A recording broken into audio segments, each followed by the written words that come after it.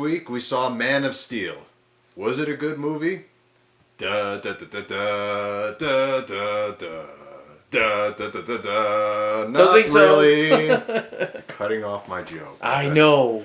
It was taking too long, like that movie. Yeah, you threw it in just as I threw in my joke. God damn. Anyway, It wasn't like a flyby. we saw Man of Steel. If you're not familiar with the story of Superman, then where have you been?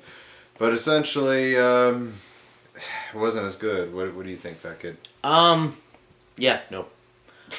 The biggest fight for me in the whole movie was trying to stay awake through most of it. If you like go to see this movie and you miss like the first, I don't know, hour, you're gonna be okay. The movie starts off okay because you start off on Krypton, and yes, they did the special effects in this movie is one of the pluses, I would say, definitely. Russell Crowe. Let's try that again. Yes, it's hard to say his name. Russell and Crowe. Yes. 2 words of the English language that just hard to go together. No singing in this one, though. You sure? Yeah, he didn't sing at all. Oh. He sings the tunes of good movie in my head. But anyways, Russell Crowe's... See, there I go again. Nice! Wow. Gonna have to make sure I don't say his name ever again. As Superman's father, I hate to say this, but he was my favorite character throughout the whole movie. Especially when he kind of turns into Ghost Jarvis at one point. he did a very solid performance. I bought him. He gave that really sage character and gave him some really good life. And once again, I really enjoy how they made Krypton come to life to a point that I want to see a prequel where it's just Jor-El and his adventures on Krypton. Yes, that actually would be more interesting than what we saw later on. Yeah, so we go from Jor-El, and it goes from the point that, of course, that Kal-El, a.k.a. Clark Kent, is sent off into space, and Krypton explodes in a very nice explosion. And something I thought was really cool, and it gave me hope, much like Superman. But it gave me hope that he goes... You see the pod go to Earth, and then cut, and he's already an adult. I'm like, okay, this is awesome. We don't have to see how he becomes Superman for the 15th million time. Yeah, they're like, the director's like, okay, they know how it happens. Let's just skip to the good part. Thank God, not so much. The movie's kind of plagued by flashbacks at this point, but you see him basically doing odd jobs, which I thought was kind of weird. What did you think? Well, definitely, but it's like. You don't really... It seems like he doesn't have a place in the world. But yet, the Kent farm is still there. Still there. He still has a home. But it makes him look like a vagabond traveling around the earth with no place to live. I will say, once again, trying to find pluses for this movie, I do like some of the problems that they show Clark having to deal with when he's a kid. Yeah, it really helped me sympathize with the character, and it was in a way that I hadn't seen in previous films. So that was cool, but my big issue with at least the first hour of this movie, it turns into exposition the movie. I also didn't like Clark Kent's father. You didn't like Field of Dreams guy? No, I did not like Kevin Costner. It's not that I didn't like Kevin Costner. I didn't like the direction they used his father. I mean, you see all those things, and in this one, his father's like, don't do anything to help anybody. Don't let people know you're special. Don't do this, don't do that. And there's a part where he goes, should I have let them die? And he's like, probably. Really? What? I think what they were trying to go for is, they made it a point that you can't trust humans, they're jerks, or something to that measure. Right, but it's like, what parent ever, make sure you help people, da-da-da. And here he's like, you know what? No, don't do that. You let them suffer. So, what? Going to my point about it being exposition in the movie, there were at least 2 major parts that I can remember where it's literally just Superman talking to a guy and they're just getting stuff out there. Like there's a scene on the ship on one part where Superman is literally asking, "How do I have these powers?" And they're like, "The Earth's ray, the sun's rays, or have adapted your skin." The radiation of the sun. Yes, that too. And have done all that. It's essentially bringing you up to speed to Superman, and it kind of weighs the movie down. But the second half is where it kind of comes alive. The fourth quarter of the movie. Okay. I wouldn't say that, like half of it's like slow, and then the other half picks up. It's like near the end it picks up. Yeah, there are three big action scenes in it that actually really, really work. Especially the first action scene, the one in Smallville. I really, once again, special effects were awesome. The way But you have to. Yeah. If you do not pull off a good Superman movie after you see like Neo versus Mr. Smith when they're flying around fighting, they kind of had some really cool effects in that. It's not as good as Superman's effects, but if you don't top that or match that, that's pretty pathetic, especially for a Superman movie. When everybody saw that part of the Matrix, they're like, see, how come they can't make a Superman movie with effects like this? And exactly. This is easily the best fight scenes in a Superman movie I thought were in this film. I really enjoyed watching them destroy areas. Actually, I'm going to talk about this for a second. Okay. The fight scenes with Zod and Superman. The climactic one, you mean? No, all of them. All right. Trash. Really? Hated all of them. Oh, Boring. It was mainly, let's see how much stuff we can destroy by throwing people through stuff. it's a lot of throwing and then punching and dragging and. But it was just, the fight scenes weren't exciting. It was just like, Now, Zod's second in command, I don't know what her name was. She had a lot more fighting skills and abilities. When she fought Superman, She was cool. she could hold her own. Zod can't. Here's a guy who's supposedly built for fighting in the wars, and he struggles with Superman every time they fight. This chick handles herself, and it's like, okay, if she's second in command, what the hell? The chick was actually the coolest character in the movie, I thought, in a lot of instances, and she definitely at least appeared to be the better fighter out of anyone. She didn't appear. She was. And yeah, the part where Zod goes, "I am bred for fighting," and it made me really think that he was going to suddenly come alive and Superman was going to have to dig deep in order to fight him. But no, it's just a brawl all over the landscape. But once again, special effect wise, it's kind of cool. But yeah, especially the end, I had an especially big problem with, because then it brings up the point. Okay, if that works, then I guess he's not invulnerable. I mean, in terms of Superman, but yeah, the action scenes thankfully brought it up a notch, because yeah, I'll agree, it was going really slow. And one of the things I said on the way back after seeing it is, here's another thing I didn't like about the fight scenes with Superman and Zod. Okay, Zod is after Superman right now. Now that's all he's focusing on. He's like, you know what? I'm pissed. You're going down. Now, if you were a hero, you would leave the city, bringing him with you, so you could have as less casualties as possible. No. We need to fight the city, where all these huge buildings are and everybody's still here. Not once does Superman think, maybe I should get him out of the city. No. I care about the people. I topple 15 buildings over them, getting knocked through them, but I care about the people.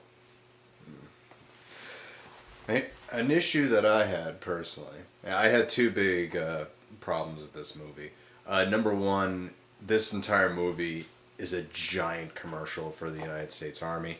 I don't want to come off as being disrespectful to the United States Army or anything like that. However, it's like I didn't like Transformers, because the Autobots depended heavily on the Heavenly heavily on the United States Almost Army. as bad as Russell Crowe. Oh, on the United States Army. And in this one, it's Superman. He doesn't need backup. At least he shouldn't in his first movie. And, he needs to team up with the army in order to take down General Zod and his guys. I didn't like that. I hate it when they turn any movie franchise, especially the big action ones, into a commercial for the army. That's just me.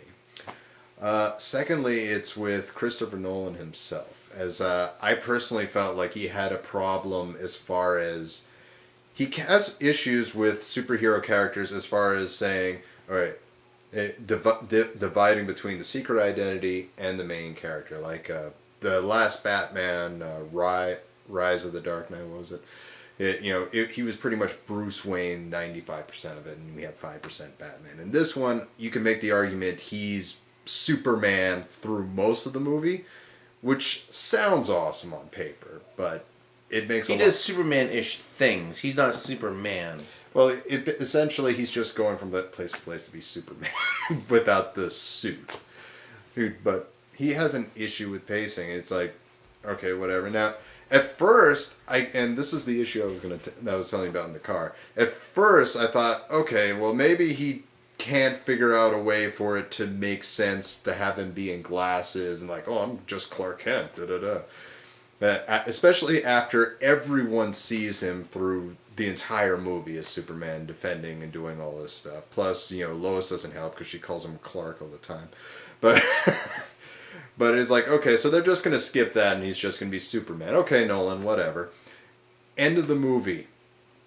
And now keep in mind, this is after seeing Kent as a fisherman and just working at IHOP at a bar, showing no discernible skills whatsoever. And all of a sudden at the end, he's like, I'm going to become a journalist. And he joins the Daily Planet, comes in with the glass, same brushback hair. That bugged me. I thought he'd at least mess it up. So like, okay, throw people off. No. Comes in, he literally just has a suit and glasses on. Everyone's fooled but Lois. It makes no sense. But, still the comics are the same thing. He has glasses on and everybody, Superman is the worst secret identity ever. They talk about it in a movie, I think it was Face Off with Nicolas Cage or something like that. Yeah. No, Kill Bill. Oh, okay. Where David Carradine character talks about Superman. He's like, you know what? The best thing about Superman is his secret identity is Clark Kent. He's not Clark Kent and his secret identity is Superman. He's always Superman. And the funny thing is, he's always looks the same. You put glasses on him, and boom. Oh, wow. Oh. Nope. I don't know who you are, man. Okay. It's like, seriously, out of all the secret identities ever, Batman, he's got a whole full suit. You can only see his mouth. Then he's Bruce Wayne. You see everything. Batman's like one of the best people for the thing. Superman, I got glasses. Oh. They're not even Ray-Bans. At least put on a mustache or something. Come on. Help me suspend my... I know this has always been a thing with Superman, but don't go through the entire movie making me think you're going to do this. All right, let's go through the actors. Sadly, we don't remember their names, but... let's start with Superman. The guy that got to play him, I thought he did a fantastic amazing. job. Yeah. For a franchise that struggled for so long to get a foothold, they actually get a really good actor to pull off Superman. But he came looking the part, by the way. Oh, definitely. Yeah. He in one part, he looks like he could play Hercules. Oh, yeah. It's weird because he seemed the biggest in that one scene, and then he seemed like less muscular. That's because of the suit. I guess so, yeah. But, yeah, I thought he did a fantastic job. As far as what was given to him, he was essentially Superman the entire time. And the times where he's in the suit and he's talking with authority to people, it's really believable, and it gave you a sense of his character, and I liked it. I didn't like Lois Lane in this one. Really? Was that Amy Adams? Amy Adams, yeah. I should say I wasn't a fan of her and Clark's relationship. Like, it seemed too quick to me. Big time. Yeah. Seemed too rushed. I guess I could say, And this is, I guess Amy Adams did a fantastic job with the role because I've never liked Lois Lane. I've always thought her too pushy and a jerk, and I thought she was too pushy and a jerk. So good job, Amy. But as for the relationship between her and Clark, it's way too quick. It's literally like she tries to do a story on him, stops. He thanks her for this moment that I never caught, but He saves her life. oh. We don't want to tell you how. We'll leave that up to you to watch and see. Yeah. Lawrence Fishburne as Perry White. A lot better than the Lawrence Fishburne and the Predators. He was okay. I mean, He's Lawrence Fishburne. Cowboy Curtis from Pee-wee's Playhouse. You know, for a guy who runs a newspaper, and he seemed very intent on making sure Lois didn't print any stories. Let's see, and as far as that goes, you know, that's really it for the cast. Does a great job. It's really the story that I. And the direction from the director. Yeah, as I will give a special shout out to the music. The music actually really got me into it. I know you weren't looking forward to this one, but when I hear the commercials and I hear that theme music that they made for it, it got me pumped. And in fact, I still want to download it when I get a chance to. But I really thought the score was great. So, is there anything else, or should we go right to our rating? There was a... Here's one thing I wanted to point out. I pointed this out to Malcolm. We went to the Walmart special preview showing of this movie at 7. And it was a promotion through Walmart and Superman, which is awesome. You don't see a Walmart store in any part of the movie, which is kind of weird because you figure, you know, where they're promoting it, it'd be great. But there is a Sears, and they fight in Sears. Now, for you out there who know, Sears is actually part of Kmart. Which is hilarious, because Kmart is like, well, it used to be like the biggest competitor to Walmart, which we know Walmart kind of squashed them a little bit. But it's funny that like Kmart owns Sears, and like they fight in Sears, but the promotion was through Walmart. You know what I would have done? You have the Sears, and you have Superman and fight through and destroy it. Then you go to a Kmart, Superman punches the guy, he goes through it and destroys it. Then they keep fighting till they get to a Walmart. It punches the guy, he bounces off of it. Nice. That's how your product plays right there. All right, so what do you think of the movie? If you're a Superman fan, you're already gone to see this. I mean, as far as if you're a fan, I wouldn't say you'd be just too disappointed. Maybe bored. Yeah, I would say go in and I mean, once again, the special effects look great. If you're a huge Superman fan, I would say wait for a matinee showing. Otherwise, you're fine just waiting for it to come out on Blu-ray. You know, the CG in it was definitely amazing. When you see the buildings collapse and stuff, you believe it. The nanotech machinery looked fantastic. Yes. They did such a great job with the graphics and the CG in this movie. That it was all seamless. I mean, I think you have to expect that nowadays, because I think when we talk about graphics and CG and everything, they've had to step it up. Because, I mean, back in the day... when they did green screens and stuff like that, it was horrid. But, you know, you don't see stop motion stuff anymore because it's outdated. CG has seamlessly, like, taking over how the evolution of film and effects are done. And, you know, this movie, I'm going to say, to the T, shows you how far graphics have come in making... computer-generated objects look lifelike. Mm-hmm. Oh my gosh, yeah. I mean, they still need a little bit ways to go, but buildings, destruction and stuff like that. This was actually the first Superman film where you see a scene of Krypton and you actually see wildlife on it. Yes. And the wildlife there was pretty cool too, I thought. So what... I did not like the movie. It was boring. The fight between Zod and Superman was dull, lackluster. My favorite part in the whole movie is whenever you see Zod's second in command fighting, because she holds her own. She's evil intent. I hate to say this, but I would like to see her come back as like the main villain, because I could see her pulling off more of a main villain than Zod. Well, I can't complain about the guy who played Zod. We never mentioned him. The original guy who played Zod in Superman 2, he overacted, and that's what made it so legendary. And Which kind of reminds you of the guy who played the main guy there in Die Hard. Every time I saw him, I kept thinking, oh, look, it's the guy from Die Hard. I would love to see Superman versus Hans Gruber. That'd be great. Professor Snape, no. But I didn't care for a lot of stuff in this movie.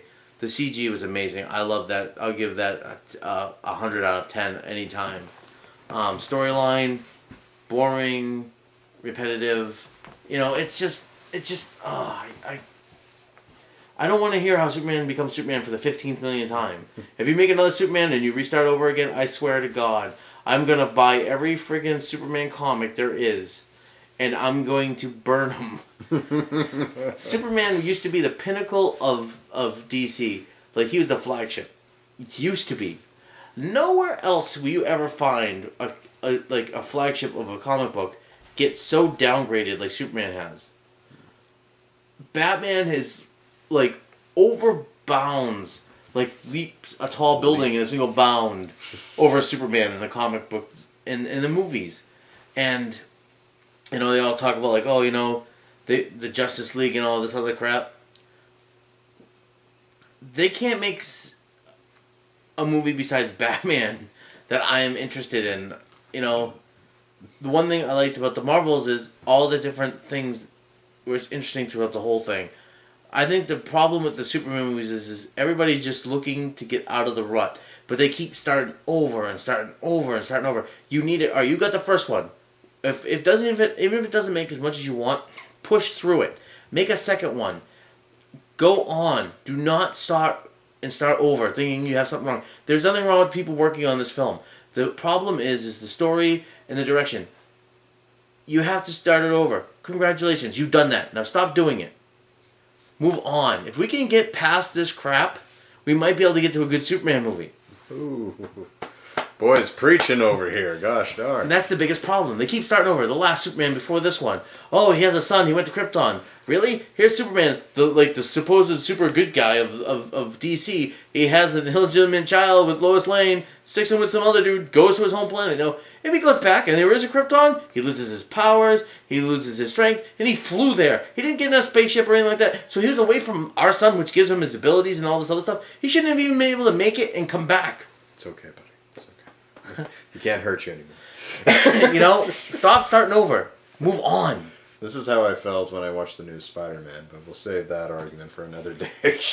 But yes, it's not something I'd want to go see again. So you wouldn't even recommend a rental?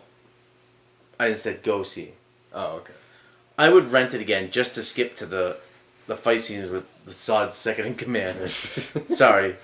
Yeah, I'll just wait for that to come out on YouTube. Yeah, she's a master of shunpo or flash steps for you Bleach fan out there. Bleep.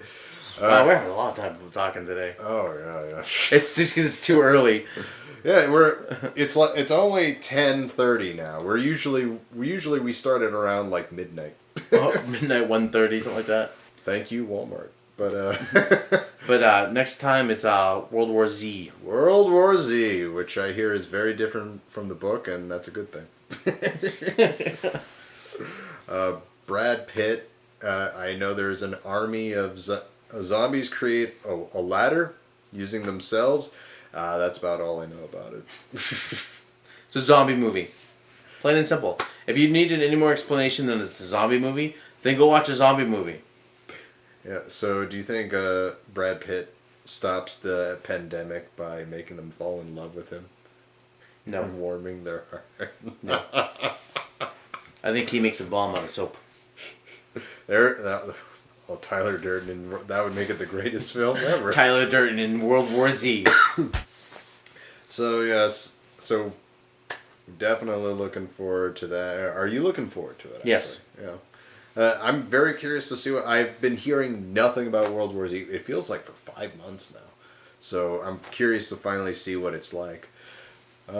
Sadly, Superman, still not the best comic book movie. That's tied with Iron Man 3 and, of course, Fast 6. But next week we take on World War Z. We'll see if we win. Folks, What do you think of World War Z? Will it be a good one? Leave a comment below. Do you like the video? Then there's a like button somewhere around here. If you like us, subscribe. And if you go and see Superman and you really like it, post Y underneath. So that way we can see, maybe, alright, oh, okay, maybe that is a good point. Or maybe we can see it and go, oh, okay, you didn't really watch the movie. Yes. Please post below. We will argue with you on the internet. After all, that's what it's there for. Folks, we will see you next week. Have a good one.